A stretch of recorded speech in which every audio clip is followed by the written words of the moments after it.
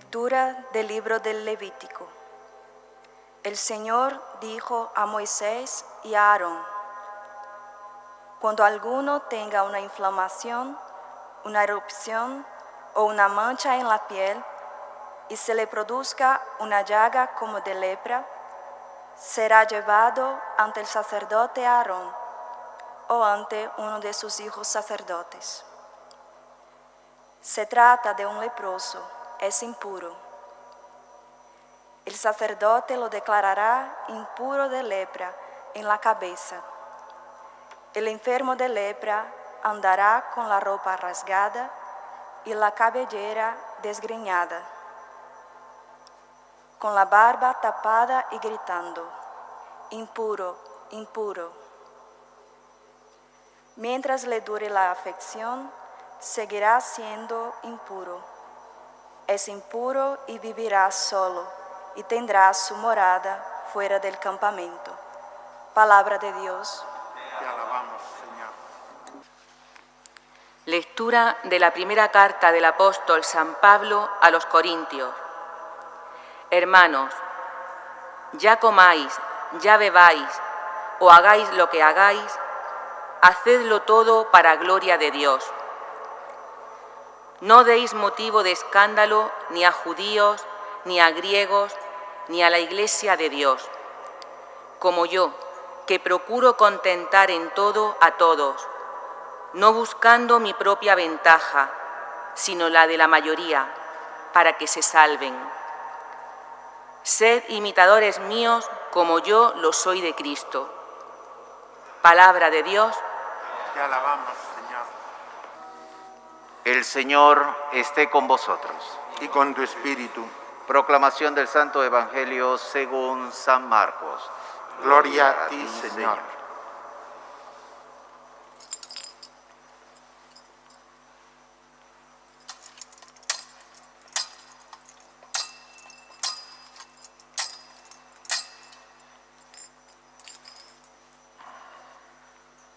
En aquel tiempo se acercó a Jesús un leproso suplicándole de rodillas: si quieres, puedes limpiarme. Compadecido, extendió la mano y lo tocó diciendo: quiero, queda limpio. La lepra se le quitó inmediatamente y quedó limpio. Él lo despidió, encargándole severamente: no lo digas a nadie, pero para que conste, ve a presentarte al sacerdote y ofrece por tu purificación lo que mandó Moisés, para que les sirva de testimonio. Pero cuando se fue, empezó a pregonar bien alto y a divulgar el hecho, de modo que Jesús ya no podía entrar abiertamente en ningún pueblo. Se quedaba fuera, en lugares solitarios, y aún así acudían a él de todas partes.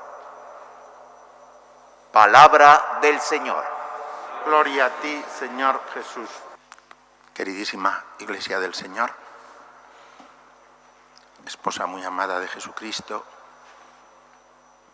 pueblo santo de Dios, reunido en la catedral dentro de los pequeños números que nos dejan las circunstancias, pero aún así numerosos, gracias a Dios. Y luego también somos parte de la Iglesia única, todos aquellos que se unen a nosotros a través de los medios de comunicación, enfermos, personas impedidas, amigos de muchas partes del mundo que se unen también a esta Eucaristía. Mis queridos hermanos y amigos,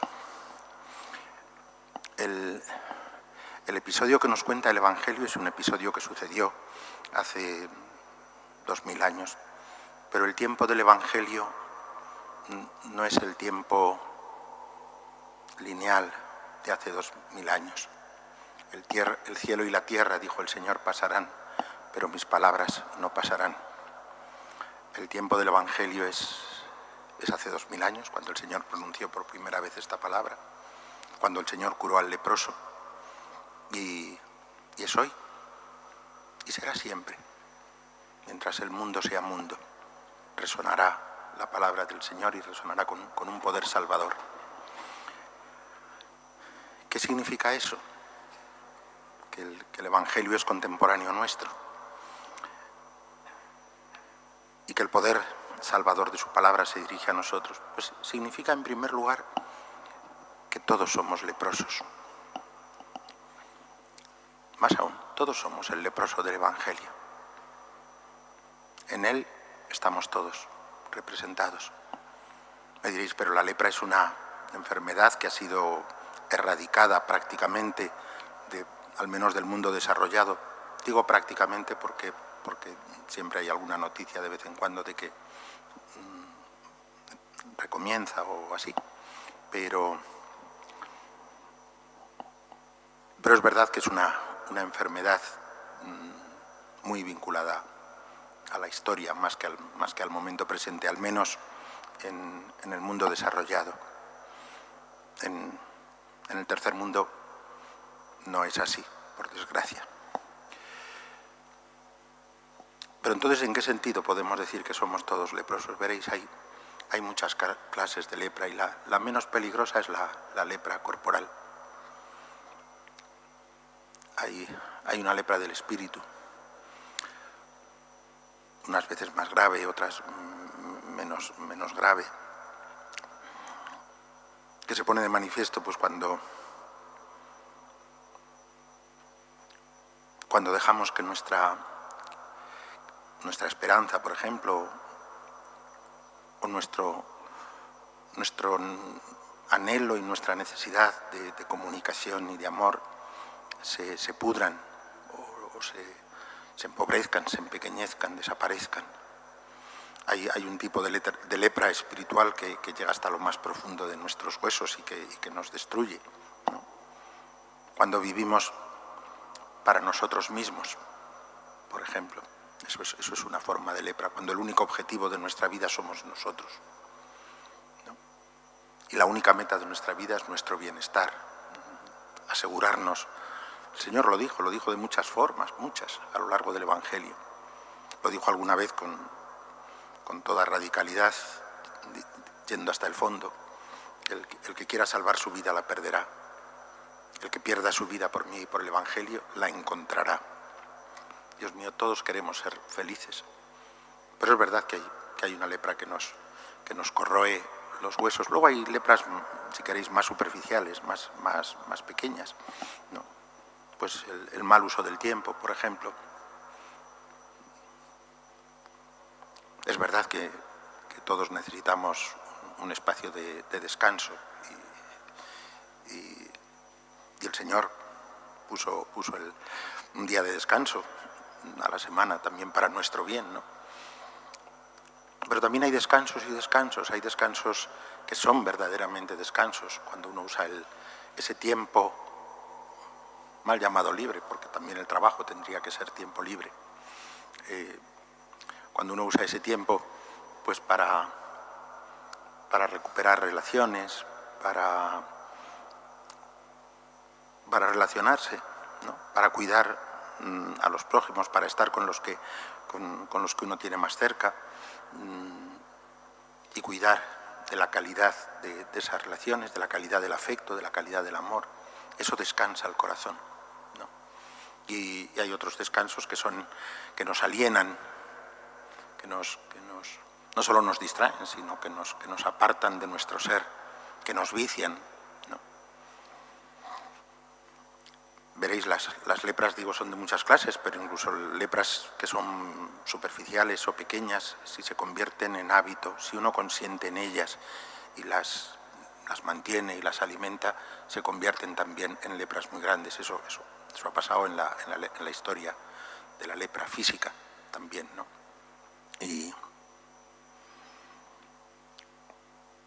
todos somos leprosos, todos tenemos necesidad del médico, todos tenemos necesidad de Jesucristo para que purifique nuestros corazones y nuestras vidas. No os digo esto de las lepras o de que todos somos leprosos para que os flageléis o para que nos flagelemos, en absoluto.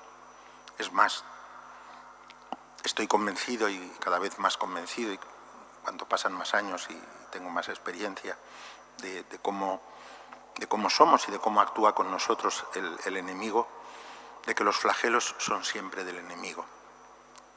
Es el enemigo, es Satán, que significa enemigo, el que quiere humillarnos. Nunca es Dios quien nos humilla. Dios levanta al pecador. Dios ensalza al pobre como ensalzó la bajeza de su esclava, a la Virgen. Dios quiere nuestro florecimiento, nuestra vida, nuestra plenitud, nuestra alegría. ¿Cuántas veces quiero repetir? Porque venimos de una tradición que piensa un poco lo contrario y a veces en ese sentido confunde al Señor con cosas que no son el Señor, ¿no? Y a veces con el mismo enemigo, ¿no?, que se viste de ángel de luz. Pero el Señor lo dijo: yo he venido para que mi alegría esté en vosotros y para que vuestra alegría llegue a plenitud. Cristo ha venido, Dios mío, y ha derramado su sangre y se ha entregado por nosotros. ¿Para qué? Para que podamos vivir contentos. Dios no quiere nuestra humillación. Dios quiere nuestro florecimiento, Dios quiere nuestra grandeza, Dios quiere nuestra prosperidad, Dios quiere, pero una prosperidad que no se mide en términos cuantitativos ni en términos económicos, la prosperidad de nuestro ser, la prosperidad de nuestras vidas. Y si somos imagen y semejanza de Dios, y si estamos hechos para el amor, Dios quiere que en nosotros fructifique de una manera bella y hermosa el amor. Señor, somos leprosos, pero tú no te has avergonzado de nuestra lepra, tú vienes, tú has venido hasta nosotros, tú has venido hasta nuestra lepra. Y tú quieres, no tenemos ni siquiera nosotros necesidad de decirte: si quieres puedes limpiarme. Sabemos que puedes limpiarnos, sabemos que quieres limpiarnos, sabemos que quieres habitar en nosotros, lo hemos dicho en la oración de la misa, quieres estar en nosotros y hacer de nosotros templos de tu gloria. Tu gloria es el resplandor de la belleza de tu amor. Eso es la gloria de Dios, la vida del hombre, el florecimiento, la prosperidad de la persona en cuanto imagen de Dios y por lo tanto en cuanto reflejo, espejo del amor de Dios. Eso es lo que se realiza de una manera plena en la figura de nuestra Madre, en la figura de la Virgen María. Comienzo de la nueva humanidad, comienzo de la Iglesia. Reina de la creación, porque vivió para el Señor y no para sí. Y el Señor hizo de aquella mujer de una aldea, de un rincón de Palestina, la mujer más grande y más amada de toda la historia humana. Dios Santo, nosotros te pedimos hoy que una vez más vienes a nosotros en la Eucaristía, purifícanos de nuestras lepras. Conviértenos para que nos convirtamos a ti. Multiplica en nosotros los signos de tu presencia para que podamos dar testimonio de esa presencia con gozo, con alegría, para que podamos anhelar compartir esa alegría y esa vida que tú nos das y ese amor que tú siembras en nosotros, pues con todo aquel que se cruce en nuestro camino. No se os oculta a nadie, seguro que lo habéis oído en medios de comunicación y yo mismo a nivel pequeño de la diócesis, pues he hecho una llamada. Este día solía ser todos los años el día en el que Manos Unidas, esta ONG de la Iglesia en España, se preocupa de una manera especial por el hambre en el mundo. Veréis, hay muchas realidades que están siempre y todo el año ayudando, pues, vinculadas a congregaciones religiosas, vinculadas a movimientos o a grupos, ayudando a ámbitos de mucha necesidad y en el tercer mundo. O también en nuestro mundo, porque también en nuestro mundo hay bolsas de eso que llaman el cuarto mundo, de miseria y de pobreza que a veces no nos imaginamos. Y cuanto más desarrollado es un país, más ocultas, pero más profundas son esas bolsas de miseria económica, miseria física y miseria humana tantas veces. Bueno, el día de la campaña contra el hambre, promovido por Manos Unidas, es un día para recordarnos justamente que ese crecimiento humano pasa porque no nos olvidemos de los más necesitados. Es verdad que estamos viviendo una crisis y que esa crisis tiene unas dimensiones económicas que tal vez no somos todavía capaces de calcular, que nos va a obligar a aprender a vivir de maneras nuevas y muy diferentes en unas formas u otras. Pero es verdad que eso no puede justificar una actitud narcisista, una actitud egoísta, donde la única preocupación seamos nosotros, nuestra salud y nuestro bienestar. Eso nos empobrece, eso nos hace leprosos espirituales. No, tenemos que resistirnos, y no resistirnos a lo que son nada que tenga que ver con la responsabilidad en un momento de pandemia, no. Pero sí a que nuestro corazón se encoja, sí a que nuestra esperanza muera, o decaiga, o se empequeñezca. Nuestra esperanza que tiene por objeto el cielo, que tiene por objeto a Dios. El cielo no es un sitio, el cielo es Dios, que es nuestro destino. Nuestra esperanza en Dios no solo no puede decaer, pero nuestra esperanza en Dios nos hace posible amar con una libertad que es propia de los hijos de Dios, con una libertad con respecto a nuestros bienes, con respecto a nuestra seguridad.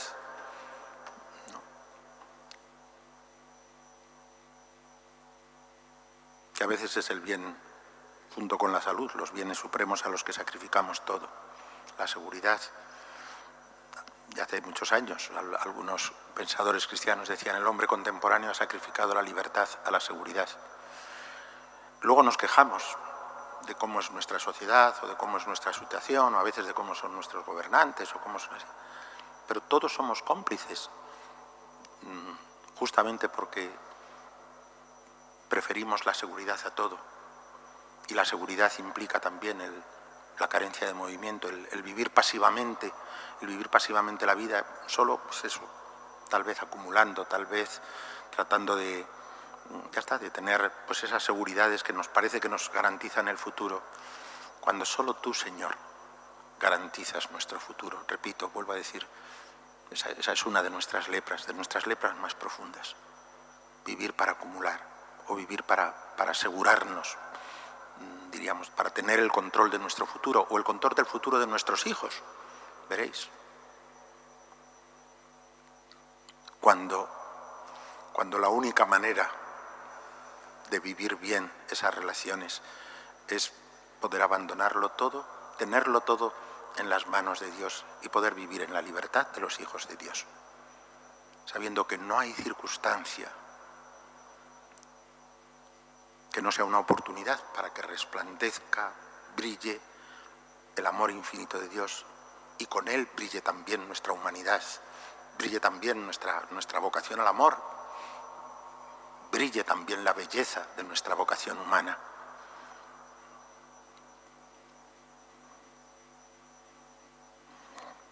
Yo le pido al Señor que nos conceda a todos esa actitud arriesgadamente generosa, amante de la gratuidad, amante del desprendimiento, que renuncia de alguna manera al control, que no nos sentimos. Las lecturas de estos días nos hablaban del comienzo de la historia humana. Seréis como dioses, le decía la serpiente a Adán, ¿no? Hay algo de legítimo en querer ser como dioses porque somos imagen de Dios. Pero ese apoderarse de lo divino, querer ser como dioses porque tenemos el mundo bajo nuestro control, o la vida bajo nuestro control, o las personas bajo nuestro control, eso es demoníaco, eso nos mata, eso nos empobrece, eso nos aleja de la vida del jardín. Y el Señor nos quiere en la vida del jardín. Y la vida del jardín es una vida de compartir, la vida del jardín es una vida y hasta de pensar en el bien de los demás, de amar y buscar el bien de los demás. Que el Señor, que viene a nosotros, que no se asusta de nuestras lepras, que nos santifica y nos purifica con su presencia, haga florecer en nosotros esa bella humanidad. Hoy, con motivo de la campaña contra el hambre, que yo he querido ampliar, puesto que estamos en las circunstancias que estamos, también al domingo que viene, si los sacerdotes lo ven oportuno en el ámbito de sus parroquias o de sus comunidades, pero que nos haga florecer en humanidad, en toda nuestra vida y hasta la vida eterna. Que así sea para todos vosotros, que así sea para todos nosotros. No era necesario decir hoy que la colecta de esta Eucaristía iba destinada a la campaña contra el hambre en el mundo, promovida por Manos Unidas. Y lo he dicho antes y no me importa repetirlo, que las parroquias o los rectores de iglesias o todos los sacerdotes el domingo que viene, que ya es el primer domingo de Cuaresma, y que quieran repetir o simplemente dar la oportunidad de que las personas que no se habían enterado, que no tenían conciencia de que hoy era este día, pues que lo puedan también hacer. Más aún, en muchas iglesias,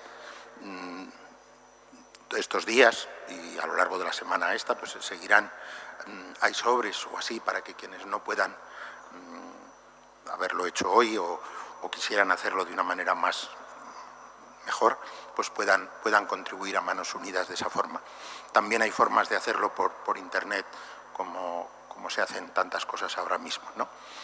Lo que digo es que aunque hasta el más pobre, como la viuda del Evangelio, puede contribuir con algo, uno puede privarse de un chicle, por ejemplo, y es una manera de educar el corazón o de una cerveza, veréis, cosas sencillas, ¿no? Pero tenemos que educar el corazón a dar, porque hay más gozo, también lo decía San Pablo, más gozo en dar que en recibir. Empezamos esta semana la Cuaresma.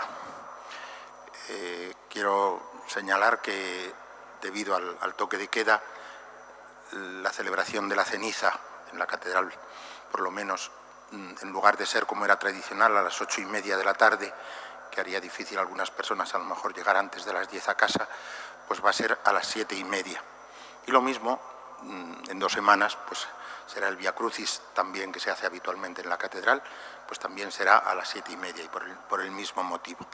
Pero la Cuaresma es un tiempo en que la Iglesia nos quiere educar a prepararnos a la vida nueva que Cristo nos ha traído, incrementando la oración, incrementando el ayuno y la limosna, que son dos cosas muy, muy relacionadas, porque a veces lo que uno se priva en el ayuno es lo que puede, diríamos, contribuir en forma de caridad y de limosna. Pero hay muchas formas de caridad y de limosna que no son económicas, que es cuando uno da tiempo, cuando uno da capacidad de acogida, escucha, cariño, tantas cosas que el ser humano necesita, que todos necesitamos y que a veces no encontramos quien lo dé, ¿no?